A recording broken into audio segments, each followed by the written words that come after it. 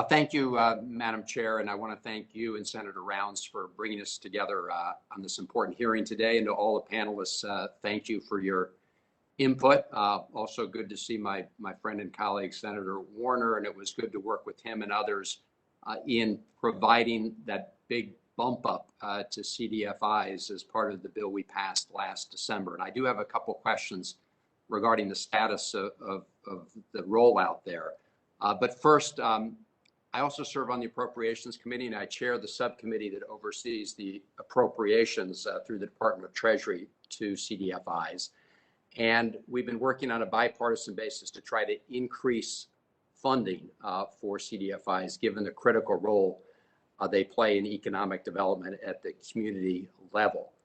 And we've unveiled a proposed budget for this fiscal year that we're now in, for fiscal year 2022, that would increase the CDFI allocation by $90 million, take it to $360 million from the current amount of $270 million. So my first question to Mr.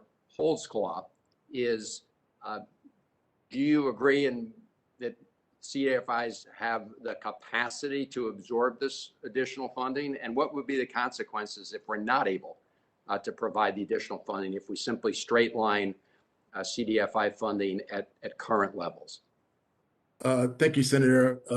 I think if COVID has proven nothing else in what CDFIs were able to do, is that CDFIs can be the first line of financial defense for underserved communities across the country. So I do feel like, and thank you for your support of the appropriations levels, that CDFIs would be able to absorb that increased amount. I think that the performance during COVID has shown that.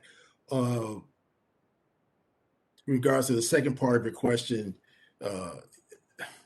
obviously all CDFIs worry and are concerned about access to capital and loan production and whatnot. I just feel like the need is so great that I would have a hard time finding what would be necessarily detrimental to those type of funds.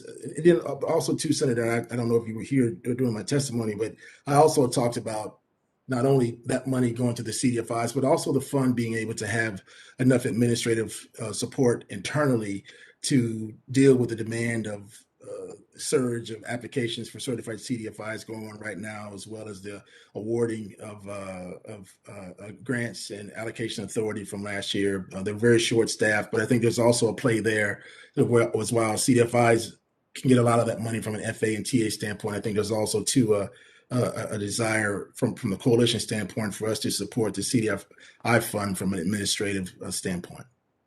No, I appreciate that, and I think that's one of the things we'd like to do and work with you and your members to make sure that we do that. We want to obviously we got to support the folks at Treasury who are administering the program and the folks in the field. So I referred to the December bill, the two big programs that are still in the process of implementation. There's the Emergency Capital Investment Program and the Emergency Support and Minority Lending Program. Based on the feedback you're hearing, are there any concerns with the rollout that we should be aware of at this particular point, or do things seem to be going smoothly? Putting aside the issue of the fact that non-depository institutions cannot participate, and I agree with my colleagues who would like to remedy that situation.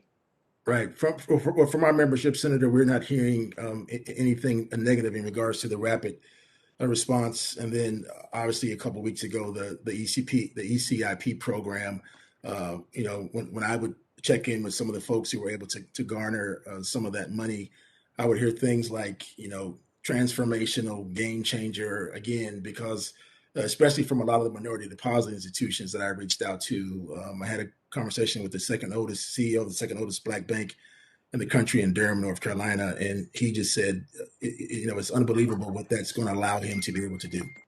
Great. No, I think this is something that, we're all proud of the funds that are made available and look forward to working with you.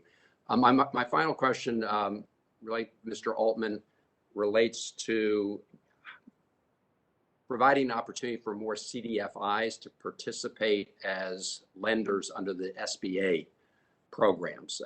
This was an issue that, really came to a head, I think, during this pandemic and the PPP programs. We saw that CDFIs could be very important conduits for those funds, but we don't have enough CDFIs who are certified with SBA programs. What do you think we can and should be doing in that regard? Well, two things. I think more CDFIs ought to have access to the license that we have. There are only 14 of these national non-bank SBA 7A licenses, and only 3 CDFIs hold those at this point. It does allow us to be a national lender, which is important. Then the SBA also has been operating a pilot program called Community Advantage that allows CDFIs to make SBA guaranteed loans up to $250,000. That program should be made permanent, and I believe there's been legislation introduced to make it permanent because it is a vital tool, and many of the CDFIs that were part of that pilot program were able to access the PPP program very effectively. And then I think there's another aspect to all of this, and that is the role of technology in supporting the lending that CDFIs do. In the SBA world, SBA loan origination is a complicated process, and CRF has developed a platform called Spark that CDFIs are now using to originate their SBA loans. But it's a very, very useful and forward-looking platform that I think it's important for the CDFI world to be able to access technology platforms as banking is doing right now. And so that should be part of the SBA discussion as well. Thank you. Thank you, Madam Chairman.